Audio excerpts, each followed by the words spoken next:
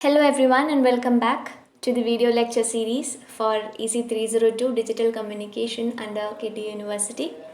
We have been discussing about the topics of module 6, and in this video we will discuss about the various diversity techniques in wireless communications. A prerequisite to understand this video better is to watch my previous video on fading, classifications of fading and the different effects caused due to fading.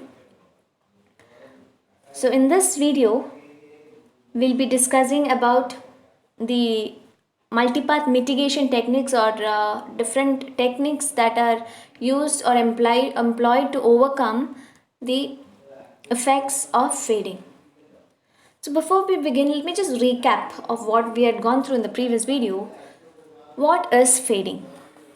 Fading, as we defined it, it is the rapid fluctuation of the amplitude of a radio signal over a short period of time. It's caused by interference between two or more versions of the transmitted signal. That is, due to the multipath propagation, there will be different versions of the signal which interfere with each other, or they undergo different delays in each of its path and then arrive at the receiver.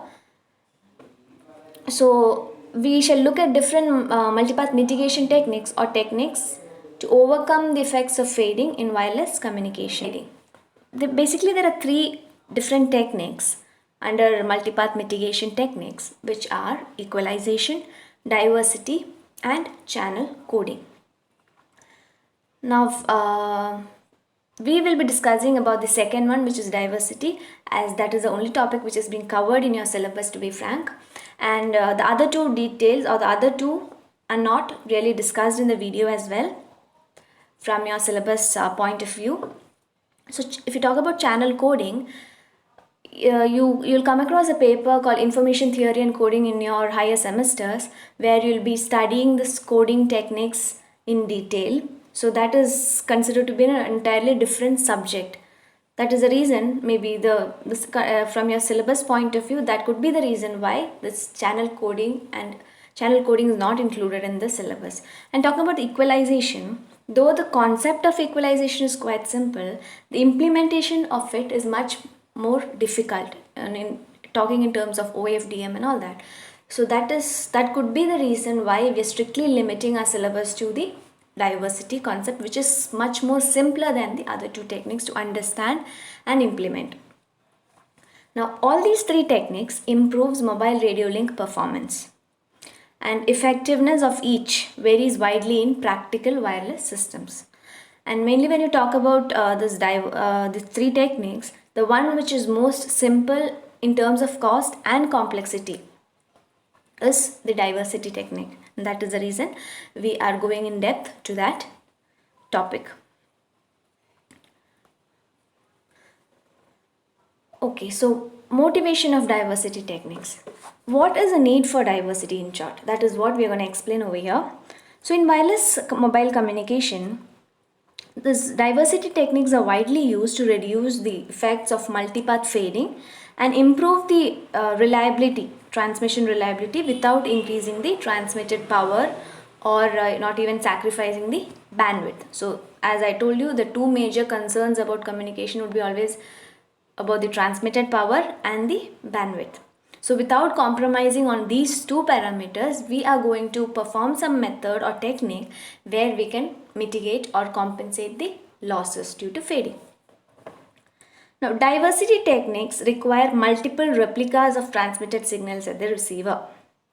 And the basic idea of diversity is that if two or more independent samples of a signal are taken, so I'm talking about the multipath communication, when you have the two or more versions of the same signal being transmitted, then these samples, each of these samples will undergo a fade or fading in an uncorrelated manner. That is, though the same signal is being transmitted in multiple times, the path through which they pass, or path taken by each of these signals, are different. So obviously each path would undergo a different fade or a different effect, right? Channel effect. So that the signal at the receiver, maybe though the same signal is being transmitted, one version of the signal would have a higher signal to noise ratio compared to other. Depending on the path and the effect of fading in each of the path, you can only that defines the signal to noise ratio of that signal, right? So in that case, these techniques, what they do is these different signals are being interpreted in a different way. That is what diversity is all about. Okay, first point, if a fading radio channel is received through only one channel, that is if you're not employing multipath technique at all, multipath communication at all, and we're considering only one single channel, what happens is a deep fade may occur in that channel and the signal may fade off completely. We may not receive the signal at all because there's only one channel, right? Now, diversity implements the concept of multi-path propagation. So you'll have multiple paths. So even if one path is affected by fading, the other may not be affected. So you can get the correct signal at the receiver. Okay. So diversity is a way to protect against deep fades and a choice to combat fading. The main key is to create multiple channels that have uncorrelated fading. Now that is important. Uncorrelated fading. Signal should not be correlated. If they're correlated, then they'll be equally affected. Okay. So if one radio path undergoes a deep fade, another independent path may have a strong signal. Now looking at the figure, you have two figures being shown, two graphs being shown. The first one is the fading of two highly correlated channels. You can see that let's take two colors, right? Red and blue. Both are different signals from two different channels. Okay. You can see both are like almost close to each other. So they are correlated. Okay. You cannot really separate them out at the receiver because they almost occupy the same frequency, same spectrum. Now let's look at the second figure, two channels with uncorrelated fading. As you can see, it's not really falling on top of the other, right? The red, when it has a high peak, the blue is having a low peak, or when a blue is having a low peak, red is having a high peak. So they're not correlated, they're uncorrelated signal, and they can be recovered separately or they can be separated at the receiver.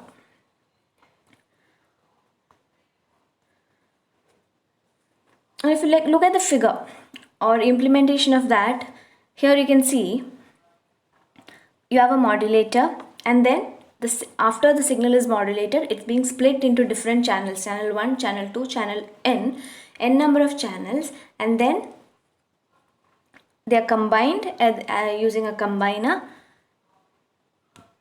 and then demodulated. This first two blocks are for transmitter part, and the second two blocks are for receiver part. So splitting up and then combining, that is the whole process of diversity. Now, as I told you, diversity is a powerful communication technique that provides a wireless link improvements, that is basically signal to noise ratio is what I'm talking about, at relatively low cost. Diversity exploits the random nature of radio propagation by finding the independent signal path for communication. It uses the random nature, or it takes into consideration the random nature of the channel, and then from the same or under the same considered randomness, we are going to find the signal or the path through which signal is affected less by the fading. These independent paths are highly uncorrelated. Very important, paths should be uncorrelated. The diversity mechanism would most of the time be concerned with receiver. That is what that means. We will be generally talking about the receiver most of the time. The reason being, at the transmitter, it's not of much of a complexity, right? Because after the signal is transmitted, the problem actually arises in the channel. So transmitted signal doesn't undergo much of a fading and all. Only after it's transmitted or it passes through the channel that it undergoes all this fading effects. Okay. So our main concern is at the receiver side. How is it received? Not the transmitter side, right? So how can you effectively receive, or how can you apply this diversity techniques at the receiver to effectively receive the signal? That is what we are more bothered about. Two criteria necessary to obtain a high degree of improvement from a diversity system.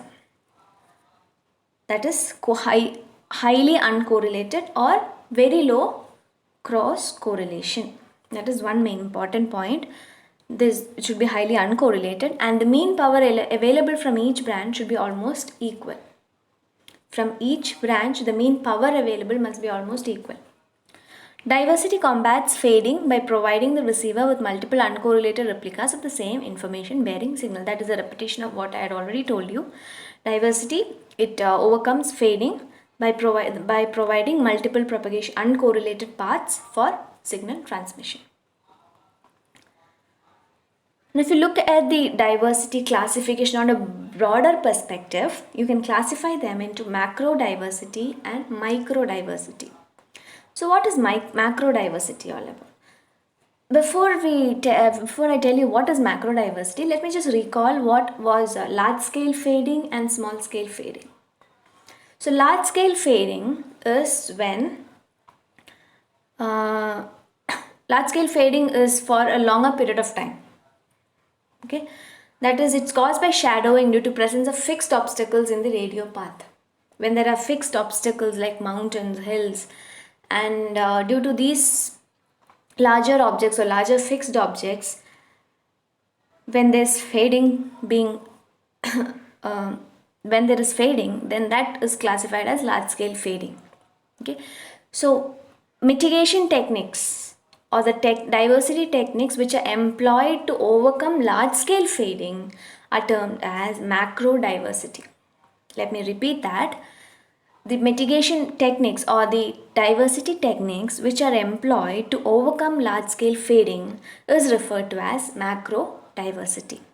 So it's long term fading, as I told you, it's for a longer period of time. It can be mitigated by macroscopic diversity apply on separated antenna sites, like the diversity used in two base stations. Okay, so like you have two base stations. Consider this example. You have two base stations, base station 1 and base station 2, and you have a car being shown, okay, a user, and there's something in blue which is the hilly terrain. Okay, so due to the hill or due to that hilly terrain, there's some fading or interference being caused, right, due to multipath. It strikes the mountain and it may get reflected, diffracted, or scattered. So due to that, there'll be some fading or multipath effects. So here if you check out, in here the base station 1, you have the effect of that hilly mountain or hilly terrain, and base station 2 is almost free, or like it is almost a fading effect free path, or there's no loss happening there because there's no mountain or any object in the vicinity of the base station 2, right? So here obviously the user is getting a better signal from base station 2, right, because there's no obstacle there. Now here these diversity techniques, usually if you remember, we had something maybe I've not discussed it for you all. Maybe for your higher semesters you'll be studying a concept of handoff, right? That is, when a mobile user is moving from one base station to the other base station, automatically the connection should be of your mobile switch should be switched from one base station to the other base station, and it is automatically done. That is when you are on a call and you're traveling. So initially you'll be under one base station, and after some time you might have moved out of that base station and you've come into the vicinity of another base station. So automatically that connection should be switched. The connection should be switched from base station 1 to 2. That is called handover or handoff concept. Okay, here there's no such handoff concept happening, but what is done over here is the two signals from base station 1 and base station 2 are put into a combiner. Okay, and then from the combiner the output is taken. So when you combine it, you will know which signal is much better. Okay, so using a combiner you can get a much better signal. If you combine if you interpret both the signals received from the base stations, then you can interpret the signal in a much better way. So that is about macro diversity. Macro diversity is also useful at the base station receiver as well. Next is micro diversity. So in contrary to the macro diversity, micro is applied, or these are the mitigation or diversity techniques applied to overcome the small scale fading. Okay, small scale fading, again they are for a shorter duration of period, and they are characterized by deep and rapid amplitude fluctuations which occur as the mobile moves over distance of just few wavelengths. So this is happening at the mobile. The previous one was at the base station. Now these fades are caused by multiple reflections from surrounding in the vicinity of the mobile. These are short-term fading techniques, and if you can further categorize microdiversity into space diversity, frequency diversity, and time diversity. Now, classification of diversities. Your space diversity, polarization diversity, frequency diversity, and time diversity. So space diversity, using antennas spaced enough, that is where antenna placing or spacing is a matter over here. Polarization, where here different antennas are polarized differently, like you have vertical polarization and horizontal polarization. Now if you talk about polarization, to have a clear picture on this polarization diversity, no, just imagine you are on a call and you're lying down. Okay, so initially you were standing, and as you were talking, you just lie down on the bed and then you're talking. So that point of time, have you ever experienced any change, or do you find any change in the way you hear the other person? No, right? It's all the same. How you were talking when you were standing is the same as when you're lying down as well. How is that happening? Your phone or your mobile has both horizontally polarized antennas and vertically polarized antennas as well. So when the signals are received vertically, then it is interpreted by vertical antennas. And when you're lying down or it is horizontal, the horizontal antennas are capturing the signal. So you don't get a sudden drop in the signal or something. The signal is always interpreted in one way or the other. Okay, so that is polarization diversity. Frequency diversity is using frequency channels separated in frequency more than the channel coherence bandwidth. We've already covered what is the channel coherence bandwidth. That is a frequency range over which the signal remains purely correlated. This coherence bandwidth. Okay. Now time diversity is where you transmit the signal in different time slots, and the time slot should be more than the channel coherence time. We'll be looking into all these diversities in detail, so need not worry. We'll further discuss about it. Now if you talk about a practical space diversity consideration, you have these many types like CISO, SIMO, MISO, and MIMO. 4 different types of space diversity, and a single input, single output, where you can see the figure is also given. You have a single transmitter and a single receiver. Transmitter is transmitting and the receiver receives it. Single input, single output. Single transmitter antenna, single receiver antenna. SIMO means single input, multiple output, where you have this single transmitter antenna but many receiving antennas, multiple output. So MISO is multiple input, single output, where you have multiple transmit antennas and single receive antennas. MIMO, that's MIMO, multiple input, multiple output. They have many transmitting antennas and many receiving antennas. This is space diversity.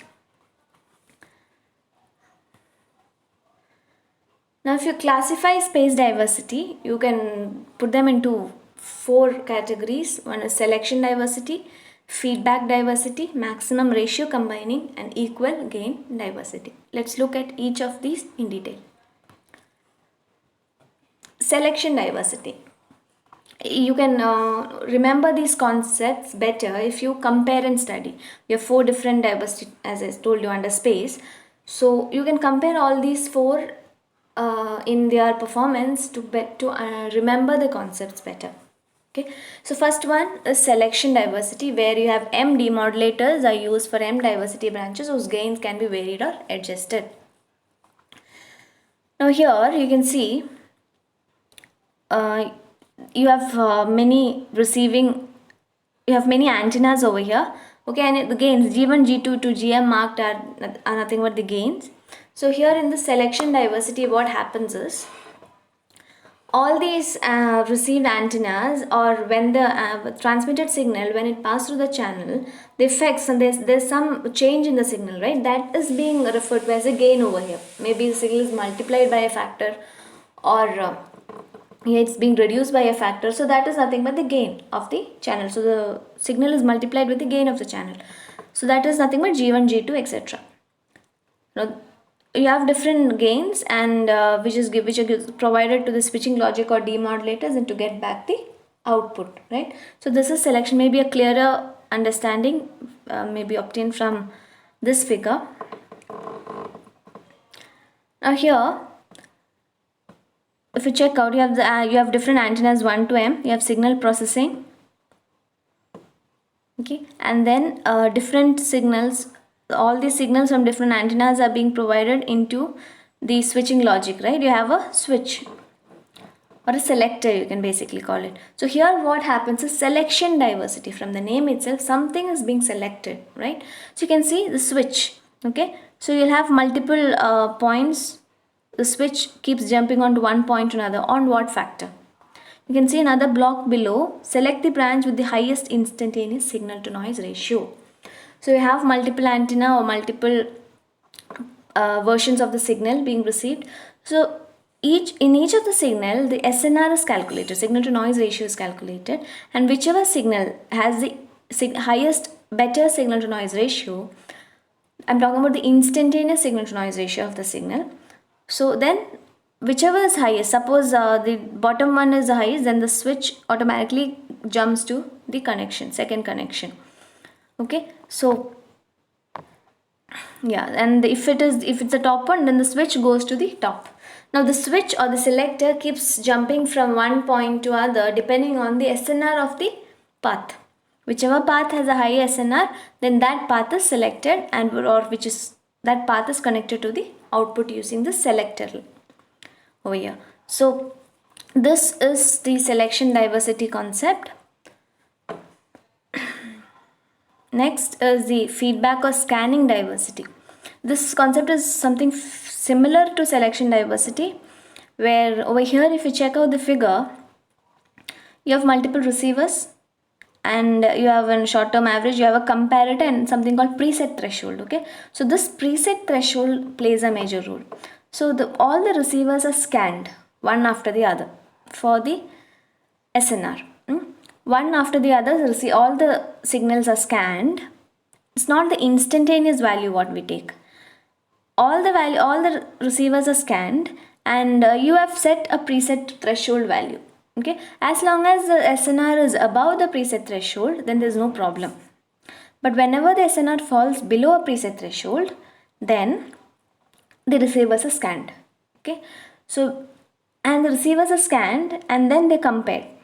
So from all the receivers are scanned, and you take the average value out of it, okay?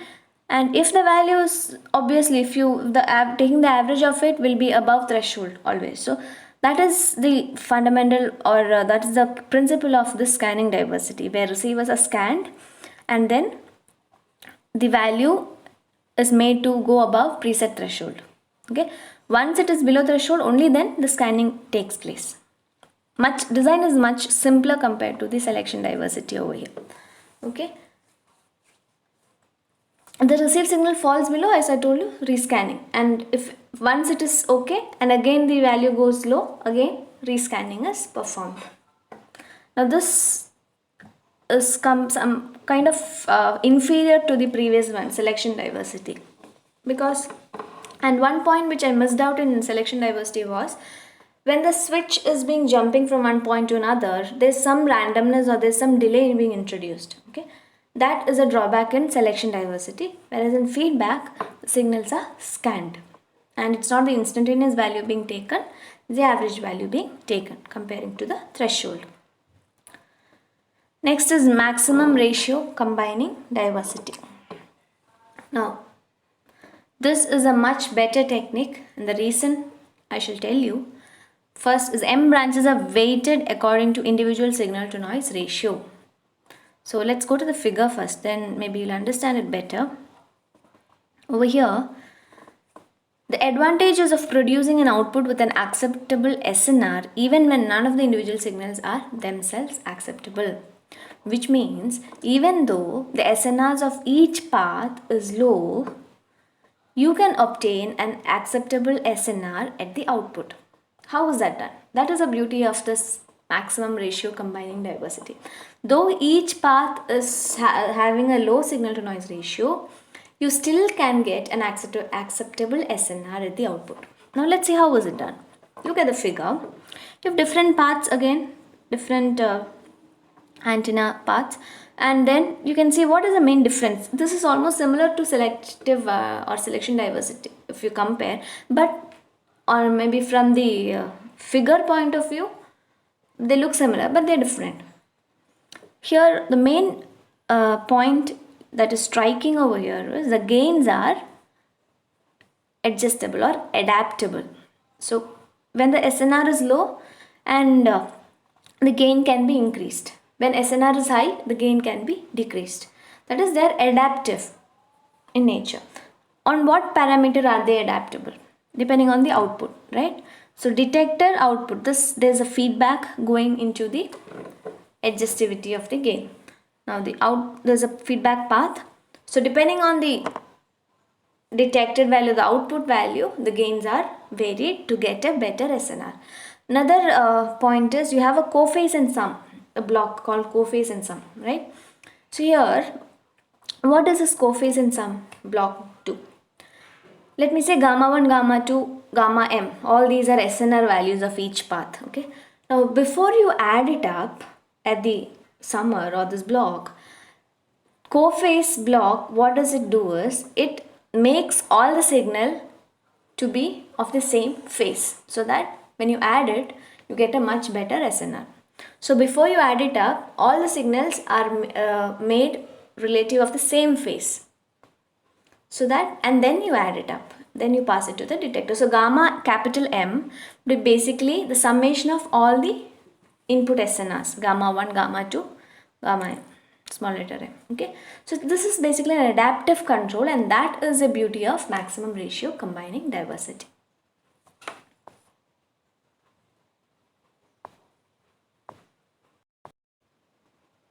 The next one is equal gain combining diversity. Another method very similar to maximum ratio combining, but here the only difference is all the gains are not adaptable, but they are all set to 1, or we can say that unity gain is set. The signals are co-phased to form equal gain combining diversity. They provide with unity gain. Here comparing the performance, this equal gain combining diversity is much poor compared to the maximal MRC, maximum ratio combining concept, but better than selection diversity. The possibility of achieving an acceptable output SNR from a number of unacceptable input is still retained. So you can get that you can get an acceptable output SNR, but at the same time it is not as good as the maximum ratio combining technique. So that is it about the space diversity when I'm talking about. Next is frequency diversity. In frequency diversity, we don't use different antennas or multiple antennas over here, or they're not separated in space. But here what is done is the signals are transmitted at different frequencies. So same information is transmitted and received simultaneously on 2 or more independent fading carrier frequencies. Basic idea is, now if the signals are transmitted in frequency by more than the coherence bandwidth of the channel, that is a main or important point over here. The frequency separation should be much greater than the coherence bandwidth.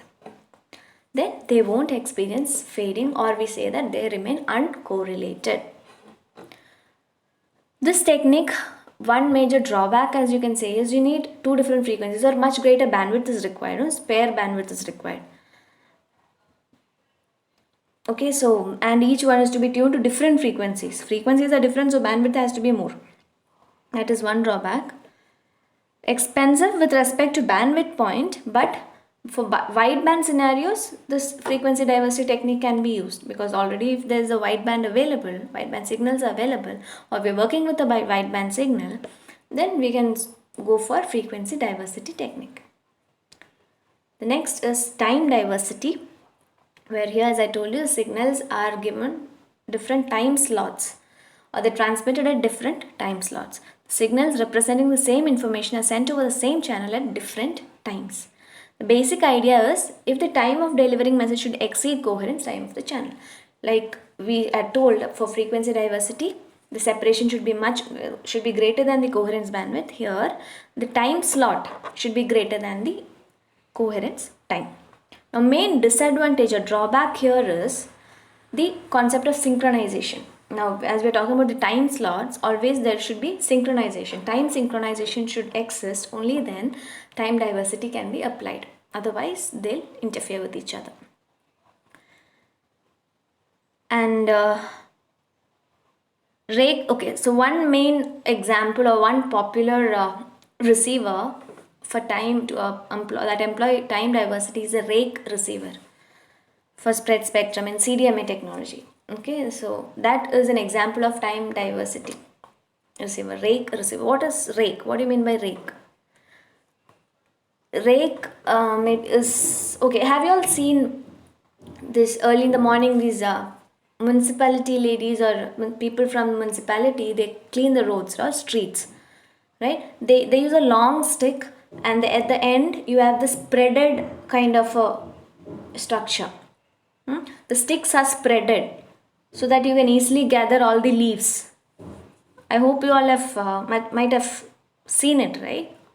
So that is referred to as a rake or a structure which is spreaded. At the end, you can see all the sticks are spreaded out so that you can easily collect the leaves or the waste. So since that structure of spreading out is being used over here, this receiver is called as rake receiver. Okay, the name is taken from that structure. Now if you see over here, received signal is being, okay, you can see r of t minus tau 1, t minus tau 2, t minus tau l, sorry. So they are different time versions of the same signal. Okay, all these different versions of the time signal are given to put into the correlators, correlator 1, 2 till L, and then you have something called alpha 1, alpha 2, alpha L, similar to the gain which I have already discussed in the path, and which are summed up, and then the signal is integrated, and the integrated signal of the time period is fed to a detector, and from the detector, if it is greater or less, comparing the signal to a threshold, we get back the actual message or the J of t. We can interpret that J of t signal from the detector. Now this is a rake receiver structure. Yeah, the same signal, time versions of the signal being given to the correlators to get back the actual output. Third type of diversity is polarization diversity, which I already spoke about. It relies on the decorrelation of the two received ports to achieve diversity gain. The two receiver ports must remain cross-polarized. Effective diversity is obtained by keeping correlation coefficient below 0.7. That is, it should be uncorrelated, right? So correlation value, something 0.7 is like a threshold. So 0.7 or below values are acceptable. Advantage is polarization does not require antenna spacing. So this technique, it includes all the three concepts previously discussed: space, time, and frequency. Here it does not require any antenna spacing at all, and only different polarizations are required. Two antennas of different polarizations. Based on the signal transmitted from the mobile station, vertical or horizontal polarizations are selected, and the horizontal and vertical polarization path between mobile station and the base station should remain uncorrelated. So that is it about the diversity techniques. We have discussed 4 types: space diversity, time, frequency, and polarization. I hope the concept is clear to you, and the need for diversity is also well understood. Thank you for watching the video. We'll discuss about, or we shall go through the different multiple access techniques in the next video. So till then, bye and have a good day.